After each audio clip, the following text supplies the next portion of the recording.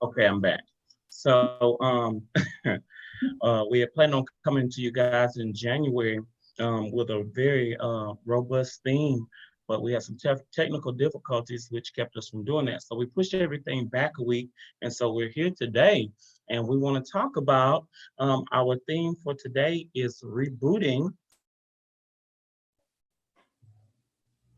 Want to talk about rebooting your grad school resolutions.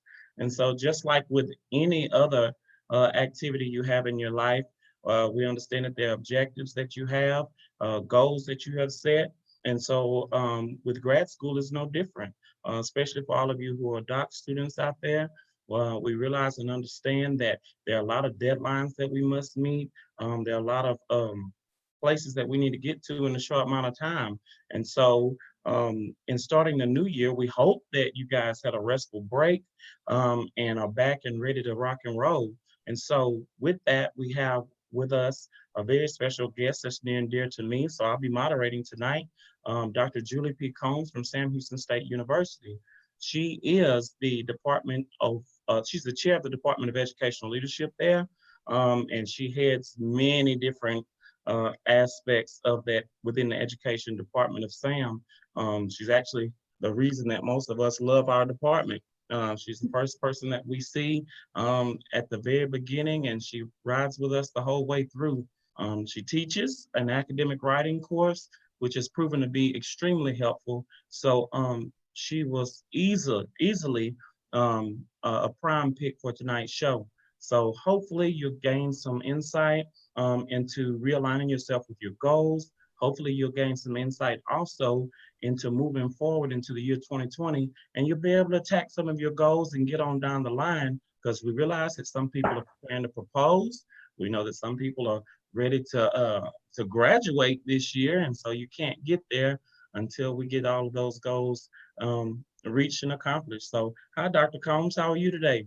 I'm great, Cornelius. Thanks for having me on the show. I love talking with graduate students, doctoral students, and just fellow writers, and the struggle for completing that dissertation and getting that degree behind you. So Yes, ma'am. Thank you so much. And that's another piece to it, is just the writing piece altogether. We have a lot of people, if you watch Twitter, a lot of trends going out with people who are trying to get articles published and written.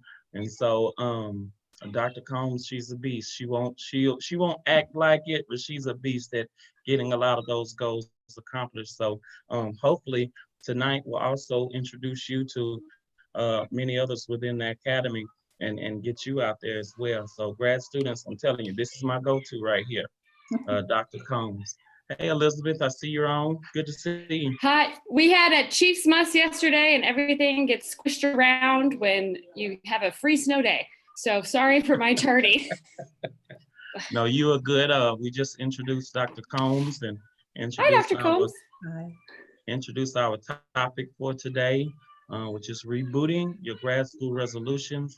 And so we're actually ready to get kicked off if you're ready to go, Elizabeth. Yes, one of my first questions is really about planning and timing. Something that I see myself doing is trying to be like, by the end of the year, I need to have this done. And so as a grad student, I also start comparing myself to other people. So how can I make things small and measurable, but still feel growth? Okay, all right.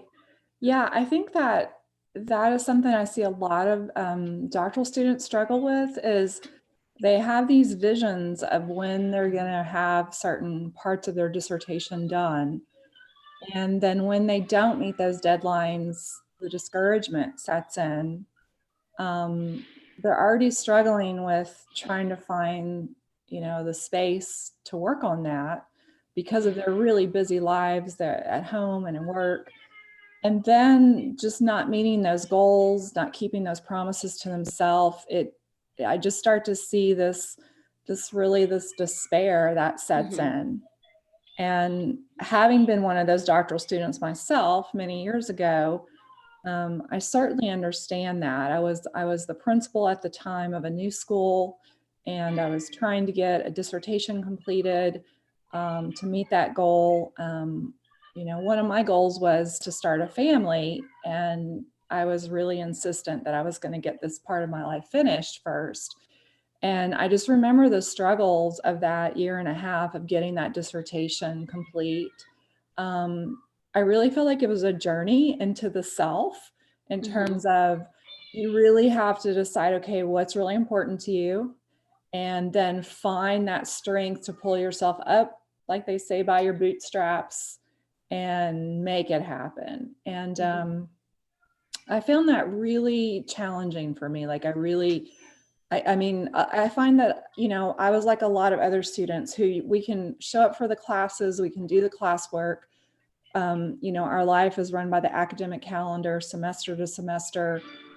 Then when we're out in the dissertation phase, that structure goes away. So and so one of the things I would say, so let me just give you a little bit of background. So I was a school principal for many years, and then so being an academic is a second career for me. And I came in into the academy when I was in my 40s and hadn't written since my dissertation at least 15 years ago. So I knew part of the job, part of the gig was the production and the research and the writing. I understand I have a dog too. So. Oh, I apologize. No, I gotta love dogs. So, and just like, how was I gonna produce the scholarship I needed to produce to keep this job? I love the teaching part. Service was not a problem, but the scholarship really something I felt not prepared to do for being a school principal. And there were several things that helped me along the way. Now I've been in the academy for 16 years. I probably have over 80, 90 publications. I mean, honestly, that doesn't really matter. But what matters is I found a way to make it happen without having external like deadline. Not really like deadlines, but just external, you know, like your boss at work says this is due in 2 weeks. Well, that's not how it is as an academic. You know, no one's telling you that you got to write this book by the end of the year. No one's telling you you need to do your dissertation other than maybe your spouse, you know, who's tired of hearing you complain about it. So how'd you know? Yeah, so I had that too. So anyway, it's just, so that's what I find is like, it's really this discovery of yourself and looking and observing at what's holding you back. And I became really interested in studying like what productive scholars do. Like what are the most productive people, and specifically in the academy, like what do they do? And fortunately, there was someone who wrote about that in the 90s and early 2000s. Robert Boyce was a psychologist and an academic. He wrote lots of books. This is one of my favorite advice for new faculty members, because I think it's great advice for, you know, really students and professors. And then this one called Professors as Writers, because Robert like studied basically he studied writing blocks. And so from a psychology standpoint, he was really curious as to why do these academics not get tenure, and how do they deal with this writing block, and how do the successful ones overcome the writing block? So I think all of that applies to dissertation students too, because like him, I found that what is the hardest part for me? So just think about for a minute for you, like, what would you say is the hardest part for you when it comes to your dissertation? I think for me, it's knowing, it sounds really silly, but knowing what's next. Like, what am I supposed to be working on next? Okay. Like, I need a field, like I need a signpost. This is where you're going, right? I'm in a giant field. Yeah, it's really, really common. You know, that's one thing I talk to my students about in academic writing. It's really hard to write a paper if you have no idea what the steps are. Just like it's really hard to, you know, plan a wedding, buy a house, if you don't know all the steps in the process. You can really feel a little bit out of control and like you're not sure what's coming next. So yes, definitely the dissertation. I will tell you, there's guides that can help you in terms of people that have written dissertations before, and they put some structure. So some of us in the academy are really interested in supporting doctoral education and developing scaffolds to help students navigate the process to try to make it a little bit less intimidating. Cornelius, what about you? What would you say are some of the challenges you have in writing a dissertation? Oh, my biggest challenge is working K-12, and my responsibilities on this end. It gets wild on this side because you don't know what to expect on a day-to-day basis, especially if you deal with discipline, or if you, I mean, it's a people business, so every day is different. And so in the academic side of life, I found that I could chart out my days and my months and my weeks and set little goals like that. But then after being placed in having other roles added to my position, which is common on this side of the world, it's a whole lot harder to do if that time is not married to writing. And so I spend the midnight oil, but those challenges really include just the weight.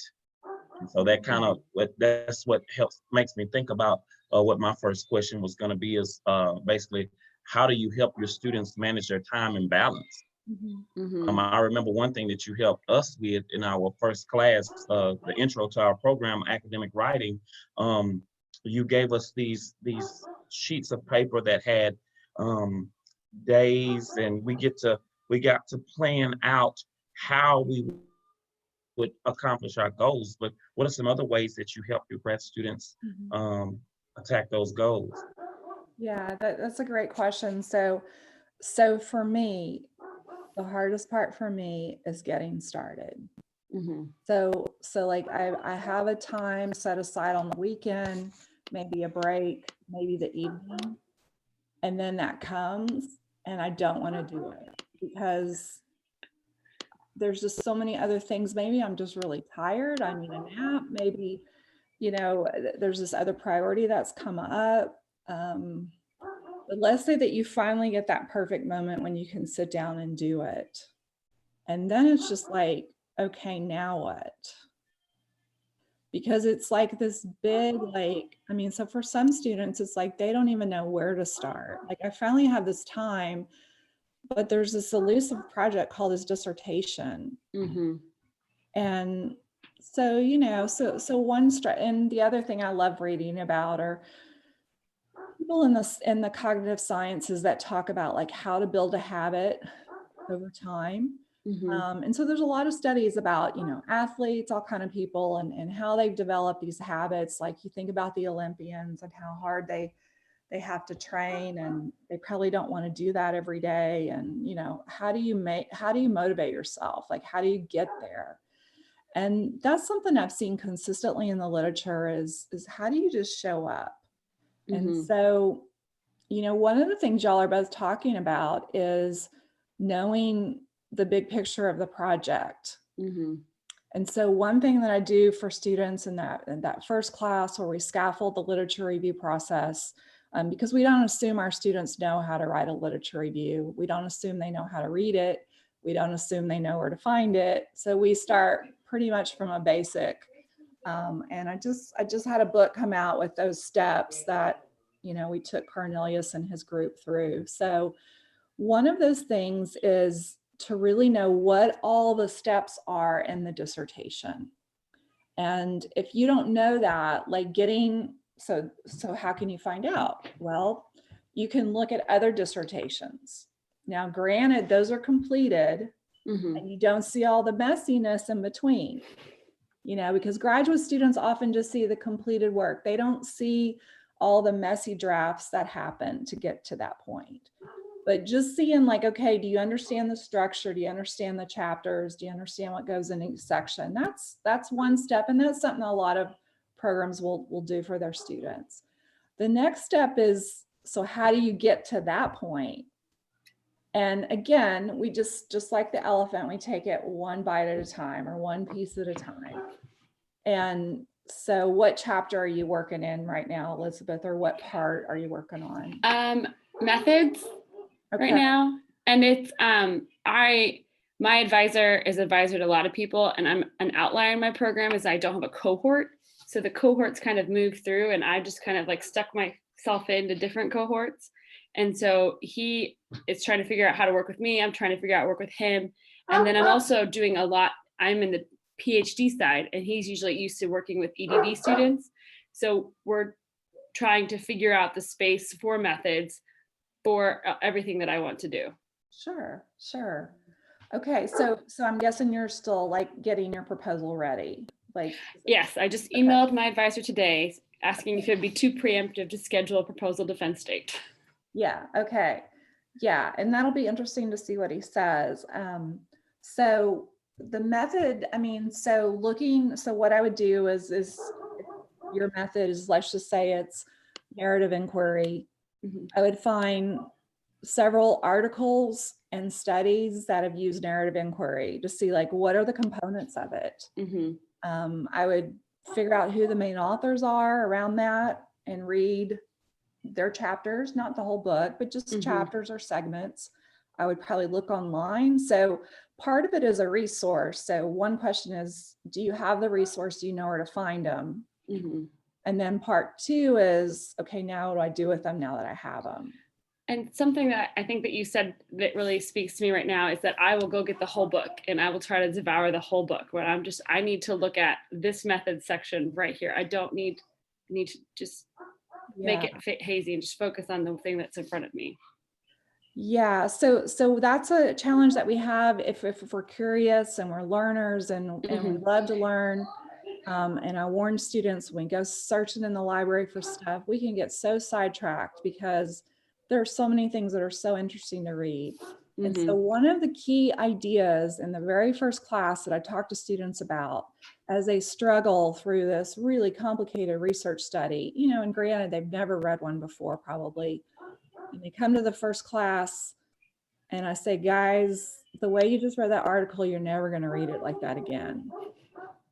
So you will not read an article from cover to cover, more than likely. You're not going to understand every concept you read, mm-hmm. you know, particularly in the methods section with some of the complicated, you know, we were reading something about propensity scoring, matching, and like, I just said, like, I would have to go look in a textbook to figure that out. So it's not a requirement to understand the gist and what you need to know. So really like strategically reading is something that like, how can you use your time?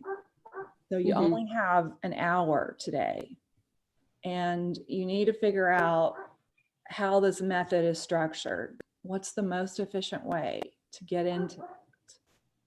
And maybe it's getting the book and looking at the chapter and figuring out what the best chapter, maybe it's asking an advisor who is familiar with this method, point me in the right direction. Mm-hmm. So I really encourage students to think about efficiency because your time is so valuable. Mm-hmm. And you can just spin your wheels like for 5 hours just looking at that book. And on the other side of it, what do you have? I feel like you're reading my mind right now. It's kind of creeping me out because I have. Yeah, so I definitely feel your pain. So yeah, it's a really fun struggle. I love the drafting process. I love like getting that feedback. I didn't think I would, and because it's getting to the point where it's like, oh, this is good. And I'm like, finally. Yeah.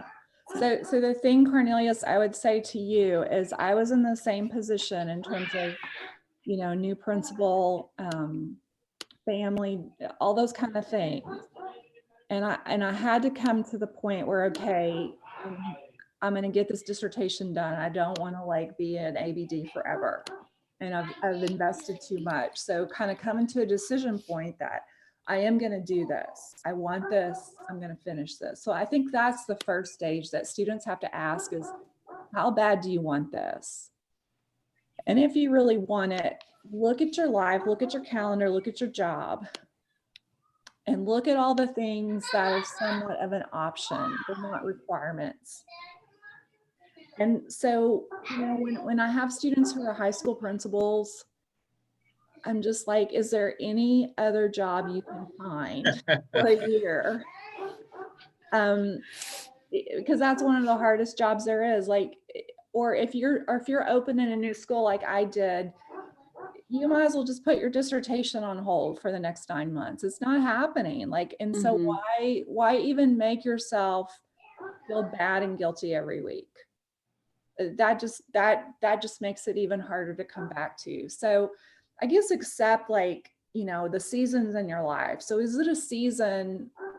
I mean, is it just a season that you just need to wait a little bit longer and then then you're going to make the time? Or is it a season right now where you can make the time?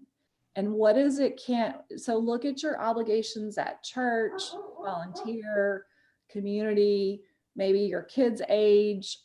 Maybe you feel like you need to go to every single event they're in, which is fine, but like figure out your priorities and then figure out what you can do less of. And so one of the things I did, in that time is I decided that, okay, I'm not going on any vacation.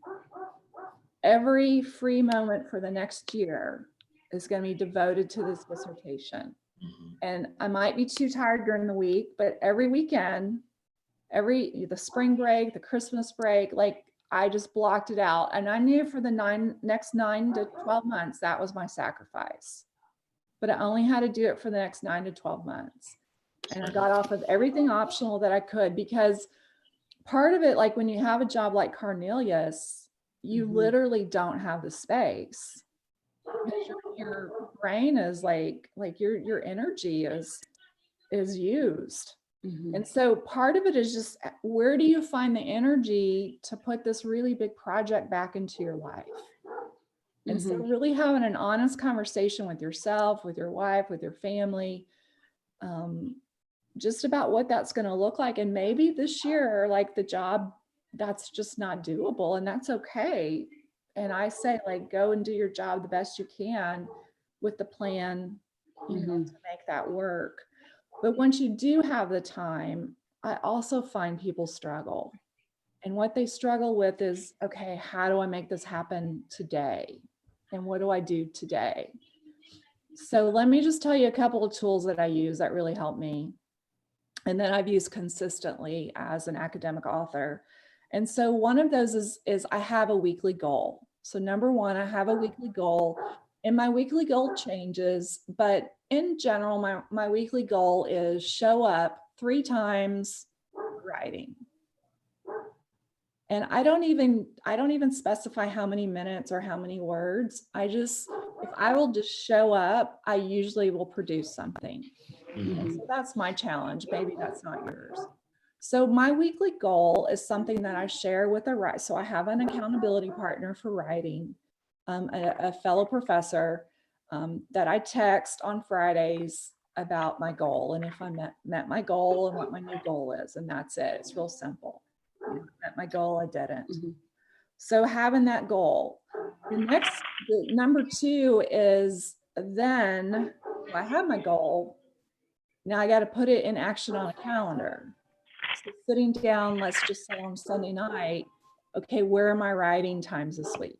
And actually put in, because I mean, weeks can go by for me and I realize, oh my gosh, I haven't done anything, because it's just, life is so busy. So having it in front of me by way of calendaring is like number 2, scheduling appointments. And then number 3, a tool I use when I finally sit down and it's like, okay, now what?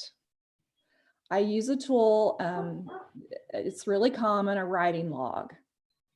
And I log every session. It's maybe just be, I'll show you an example of that here in a minute. I'll pull one up. And I'll just put what I did, and then I'll say, next time, work on this. So I go to that log to see, okay, what have I been working on, and what is my next time? What is my next step? And then that's what I'll probably work on right then. And so, because, if it's been a few weeks since I've sat down, I don't remember what my next, I really don't.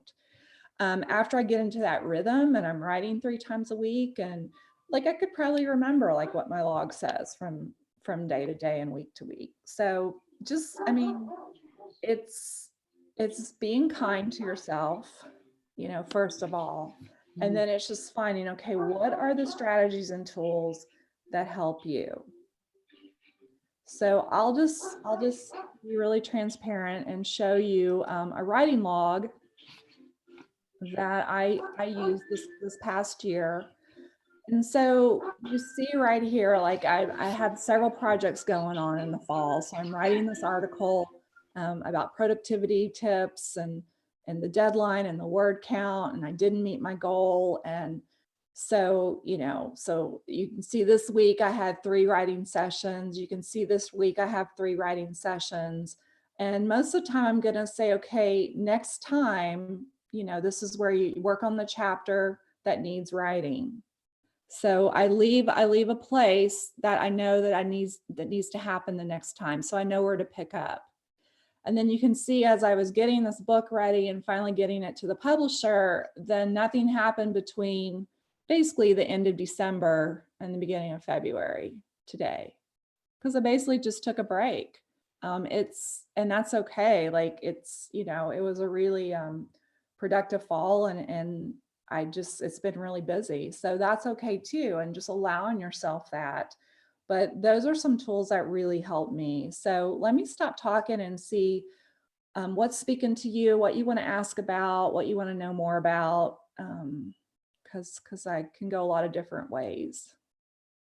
Well, you answered our next question, which is what systems do you know or might use, or what goals do you have for yourself? And I mean, like you said, I wasn't expecting you to be that transparent, but that was good. Uh, it let us know that, and that's kind of where I wanted to go with this. It let us know that professors have the same issues that we have.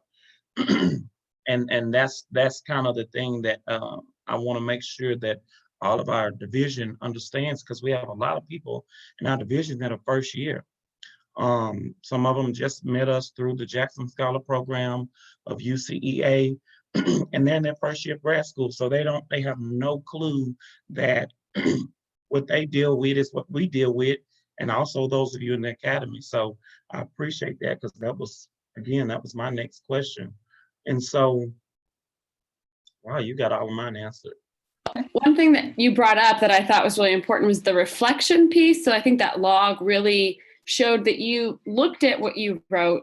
I mean, you set a goal, you looked at your goal, you looked at what you did, and then you either said, you know what, that wasn't cutting it, or this is, you know, this helped me move forward. And so how has being a reflective academic helped you in your writing? Yeah, I so believe in the power of reflection. I was a reflective practitioner. I really just latched on to that practice of, you know, what can we improve? How can we make it better? What data can help us make it better? You know, so that's really just part of I think who I am. And so as I'm going through the writing process, like a couple of projects I was working on that are now complete, I remember being really stuck on one of them, feeling like I really just don't know where to go on this. I don't know what to write. I'm really struggling with it. And I just noticed the struggle, and I wrote about the struggle. And so what I came to is, you know, I'm going to talk to the editor and see if there's another idea here, or just talk this through with her. And so what a really great idea is she ended up writing kind of just a feature piece on me. And we did like this interview question answer. I ended up writing the piece, but it was her byline. And that was just a great compromise for me. And I'll show you what that final piece looks like, because it may have some relevance to you guys. So this is a group, an organization that I'm part of called Textbook Academic Authors Association. And this is their blog. And so in December, I talk about just this writing practice that I have, and how it comes and goes, how it's not perfect, how there's days where it really works, there's days where it doesn't. And just like being patient with the self and being kind and being, you know, just asking questions about, okay, what might be going on here, rather than getting the stick out and beating myself up because I'm not, you know, working hard enough or something, which is kind of my typical practice. So just this is the piece that came out of like that struggle of, I just don't know where to go on here. And I just don't know that I can write this, because what I was giving her was stuff that I think she felt was already written about. And so I wasn't really given anything new and exciting. So that's what came out of this work and my struggle. So I just wanted to kind of share that project. Like, it didn't go the direction I thought it was supposed to go, but it actually turned out, you know, better for me in the end, just based on that reflection piece of noticing the struggle and asking questions, and then being willing to like, okay, I'm committed to writing an article. I just not sure I could give you what you're looking for. Can you help me with this?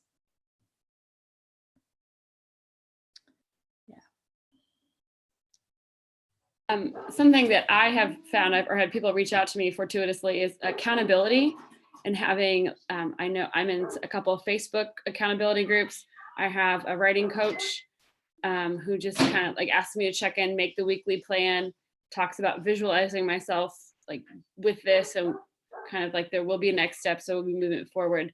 How do people develop that? How do you, did you or university help set up that relationship, or did you just walk down the hall and say, I need you to keep track of me? Yeah, so being part of, you know, a writing group, multidisciplinary group like TAA, of course, gives me the ideas. Reading books about writing gives me the ideas. From there, it's just finding people who also are looking for the same kind of things I am, and just saying, hey, could you be like, could you help me with this? Could we keep each other accountable? Are you interested? I would just suggest keeping it as simple as possible. Like if you find that you're on some, you know, like someone was trying to get me to do Marco Polo, like if you're on some app and like it's just really complicated and takes a lot of time, like that's not going to work. So really simple, like I would say just scale it way back, keep it really simple. You know, I have students who want to try to do everything in Excel in their literature review, but they hate Excel. It's like, then don't do that. Like there's a lot of other strategies and tools to use, and finding the tools that work for you. And also being careful of this, trying to like find the perfect tool, because there's lots of, like, for example, there's lots of citation managers. Like I really love Mendeley, but some people love Zotero and some people love EndNote. And some people like have tried them all. Like, don't try them all. Like, learn one, stick with it if that's what you need. And don't keep trying to reorganize things, because that in itself is a form of procrastination. You know, trying to find the perfect whatever, or the perfect system, or the perfect way to say that this next sentence. I mean, that's all part of the block and the struggle with getting things finished.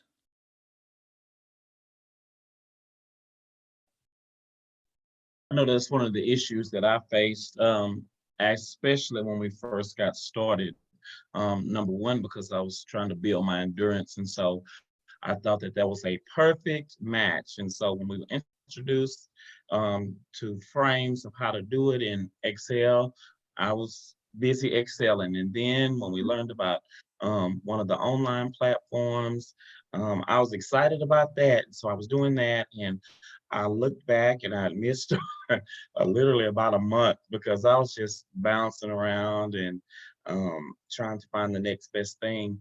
But then I was convicted one day. I was on a flight back to Texas after one of the conferences we went to, and everybody on my plane had their laptops open, and they were all in this program that I had originally started. And I was just like, wow, I feel stupid. That's what works. So let me just go back to it, like you said, and learn it and get it down, because I'm spinning my wheels just trying to find the perfect thing um, for my writing. And so Mhm. really I'm relearning some things today as we're talking because um, I've got to schedule myself because I'm a big calendar person, huge calendar person. When my phone dings, I stop what I'm doing and I give my attention to that. So I really appreciate you bringing forth some of those tips and how to keep ourselves on track.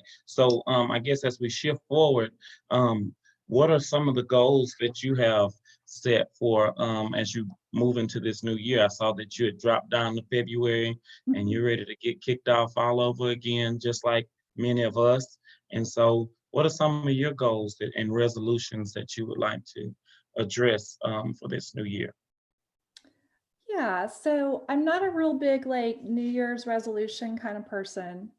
I am reflective and I feel like I kind of do that all year round, where I always have like the next step. I think the thing I'm most passionate about right now is doctoral education, supporting doctoral students, understanding like and the research I've been doing lately is around doctoral students and what keeps them from finishing, what keeps them from completing, particularly those like you, Cornelius, that are full-time, practitioners trying to balance this, this really after hours kind of study. But really it could apply to anybody who is just has a busy life trying to get something finished. And so that's kind of my big picture is as I look at this last stage of my career, like just supporting that and what that looks like and where can I be helpful, as well as the newer faculty that are coming in. I'm really concerned about the future, in particular in my field, educational leadership, and where that's going, and who are those people that are going to come in to carry that torch forward. And I feel like, at least in my part of the world, really have like an aging group of people, and just feeling this need, like we need some new energy, new blood, we need that next generation that's going to come in and take educational leadership forward. And so I'm really looking at to what my contribution is. I'm not going to be on the stage much longer. I'm not going to, and I'm ready to be in that support role where that's where I see the next part of my career. So that's what I would say personally, just, and to be fairly productive, to still produce scholarship and to work with doctoral students. But certainly I'm not under the pressure that I once was, as a dissertation student and a new academic.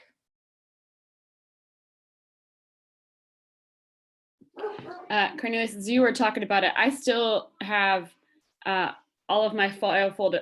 You don't use any program. I just use the notes sections of Adobe and PDF readers. And I was like, oh, I would have thought of using Excel. And then, but then I was like, nope, this works for me. Let's get this done. But something I think is really important is that research and writing builds on each other. So how do you prompt students to challenge their writing? Okay. So in the first class, I call it the foundations of academic writing. I talk about how reading and writing is an integrated process. We don't just read an article, put it aside, and then eventually write about it. We read a little bit and write a little bit and read a little bit and write a little bit. So in the very beginning, I'm scaffolding students because, believe it or not, when they read those articles, they don't really even know what to read for. And they don't even know why they're supposed to be reading them. And they have no idea what a review of literature is or why that even matters. So just giving them in the beginning a scaffold, which is in the form of a note-taking guide. So like, what are the key points you should be pulling out of this article? And so teach them how to do that, teach them how to take their notes, and then how to translate those notes into a very messy first draft. So one thing I really have to like break a lot of habits, my own included, is don't edit when you write. Nobody cares about APA right now or your grammar. And so if you're one of those people that you write an email with a lot of backspacing, and a lot of editing as you go, then you might be one of those writers that you just be reflective and think about, because that will really slow your work down. So what I mean is, like, in the writing process, that includes drawing concept maps, that includes making bulleted lists, that includes so I literally take Microsoft Word, that's my main tool, and I take notes in Microsoft Word. I may use the PDF, I may use Mendeley, I may use Excel. I've tried all the tools just because I teach students different tools. So I've tried them all. But like, my standard go-to is the article in Microsoft Word, and taking notes as I read about the method, the findings, the discussion. Also, I'm looking for any other literature I might go and look at in the future.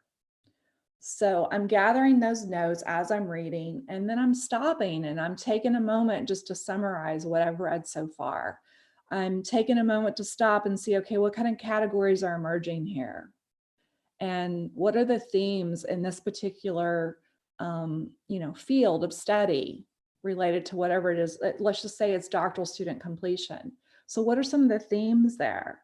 Well, there's this theme about finances. There's this theme about family support. There's this theme, like you were talking, Elizabeth, about not having a cohort and not having the support of peers sometimes. There's this theme of an advisor relationship. That's a really big theme in the doctoral student literature, is the relationship with your advisor and the guidance that you feel like you're getting. So, I start to see these themes, and then I continue to read, but now I'm reading to fill in, if you will, those themes and to add more detail to those themes.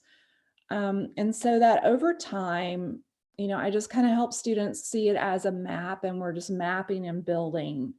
And then we put these pieces together, and then we worry about paragraphs, topics, sentences, APA, all that other stuff. So just that way that it emerges, I try to take them through that process 2 times in that first class, so that they can see how that process works and how that develops, because it's probably not a process they've ever done like that before. And that's how a study works. That's how so really everything from that point on in the program can follow that same process. Cornelius was talking about something I do in the second half of the semester, which it's so simple, but you basically take, okay, I have 4 weeks till this assignment's due. So let's just say you set an arbitrary deadline. I have, 4 weeks until this method section is due.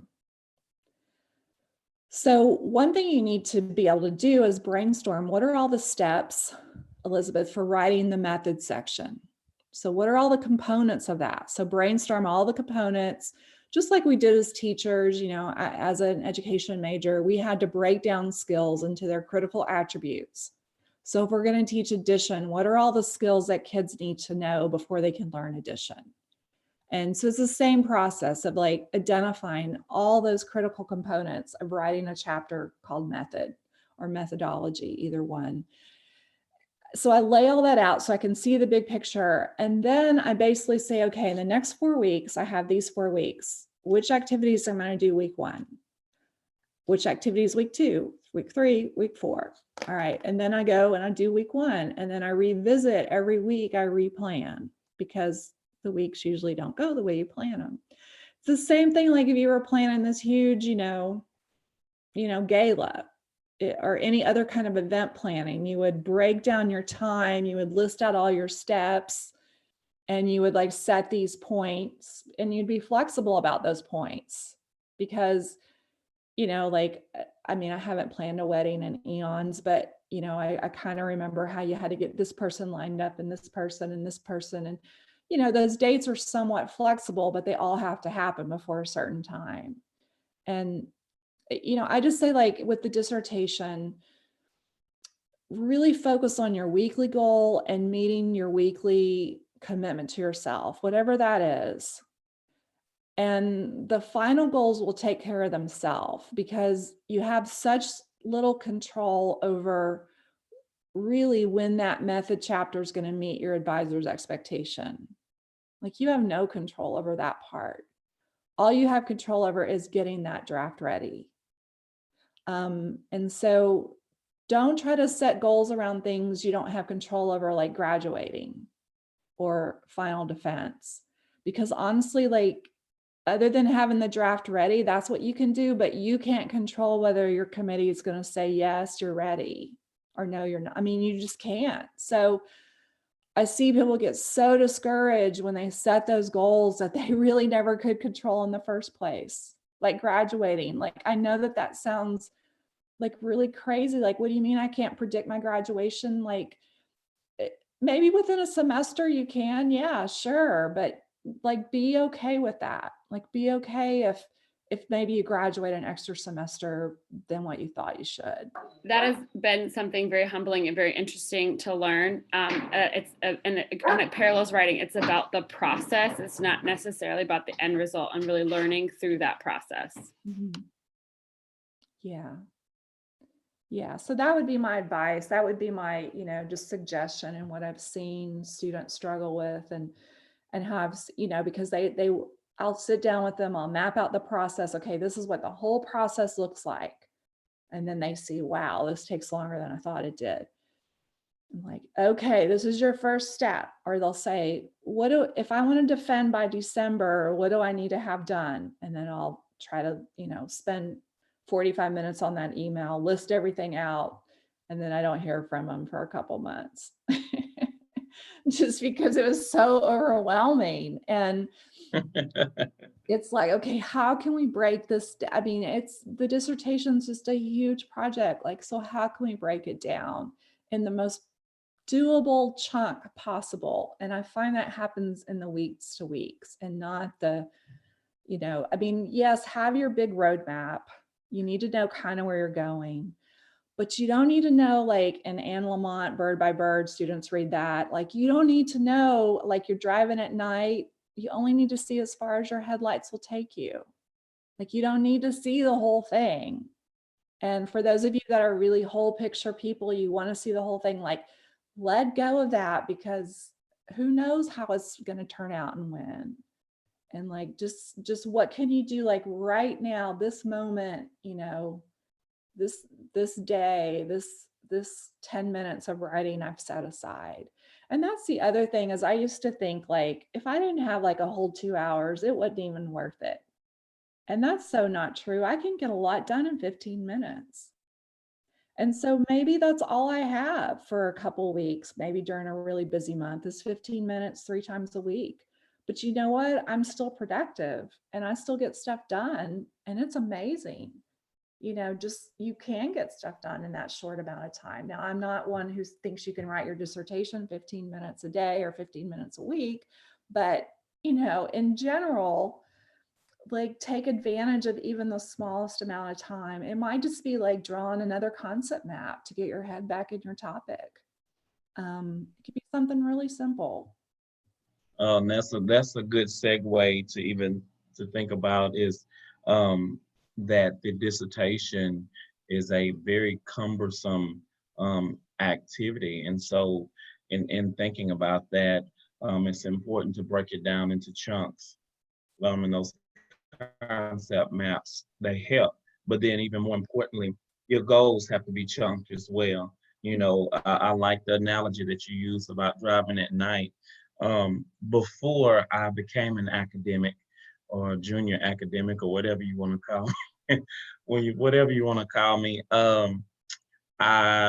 most K-12 people are control freaks, especially those of us who were elementary school teachers. Don't call us out. Believe we believe in controlling the whole system from beginning to end. And I have, the word that you used, Elizabeth, earlier, humbled. Oh, wow. I've been humbled. And so I'm glad that you brought forth so many great points for our viewers, for our listeners, for our division, and for the academy, period.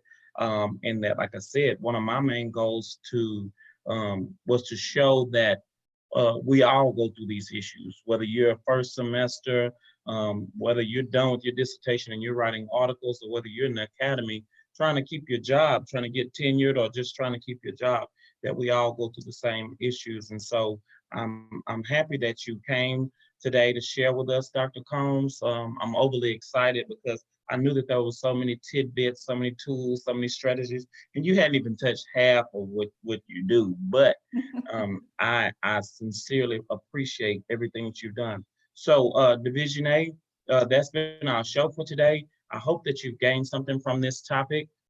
We have so many other great topics scheduled out for the rest of the spring semester.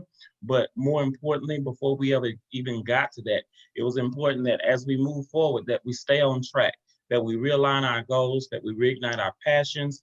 So break out those concept maps. If you don't know what one is, email me, cornell.gilda@gmail.com or stdcdg20@shsu.edu, and I can send you a copy of what Dr. Combs was talking about, because we have to get going, we have to get writing, we have to get back on track, get those lit reviews done, get those methods done, get all of it done. But more importantly, let's realign our goals, set your calendars, you pull your calendars out, blow the dust off of them since before Christmas and Thanksgiving, so we can get going, guys. That's our passion at Division A. On behalf of Courtney, Jing Tong, I see you here. That's our junior rep. Thank you for joining us. Do you have any words for us before we close out? No, thank you very much, Dr. Combs, for coming. And I have one final question, if I still can ask. Go ahead. When you are hiring a new colleague, if they meet a minimum requirement, what is the most important characteristics you will be valued when hiring a new fellow you want to work with?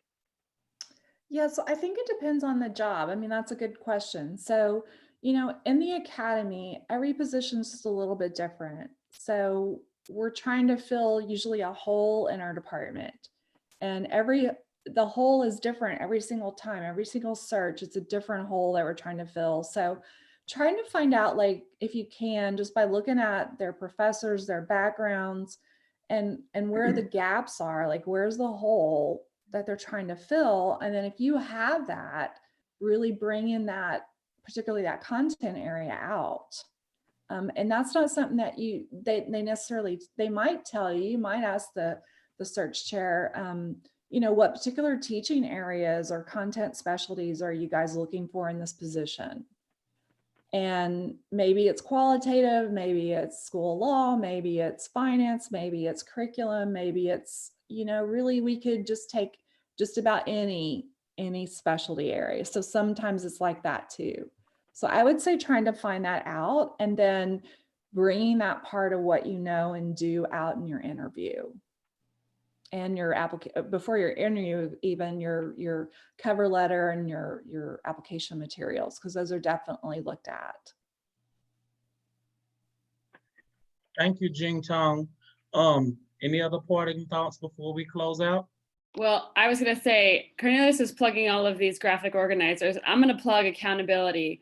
Tweet me at Elizabeth Alt, A-U-L-T, or alt.elizabeth@gmail.com. Tell me what you're writing. I'll start writing. My goal is 2 sentences a day, which doesn't sound like a lot, but once you start writing, you usually can't stop. And then I stop myself at 30 minutes because I am tired. I have worked all day. I have a child. I like to eat. I like to go to the gym. So I am here for accountability. I'm here for support. I'm also here to read stuff. You know, I become a better writer when I read more academic things, and I kind of swirl around in the same articles over and over again. So I'd love to read and hear more about what everyone else is researching. So you have your accountability, instant accountability buddy right here. All right, guys, that's going to be it for us tonight. It is 6:56 Central Time, so we have about 4 more minutes before we close out, but before we shut down completely. But remember everything that we mentioned: accountability, time management, all of that, and getting your goals together. So thank you guys for joining us. We will be sharing this video out via all platforms, and so if you missed us tonight, hopefully you can catch us on a recorded video. This is something you don't want to miss. Thank you so much, Dr. Combs, for everything. I appreciate you. Thanks for joining us tonight. And if that's all, happy writing, everybody. Go Chiefs. Bye. Bye-bye. Bye-bye.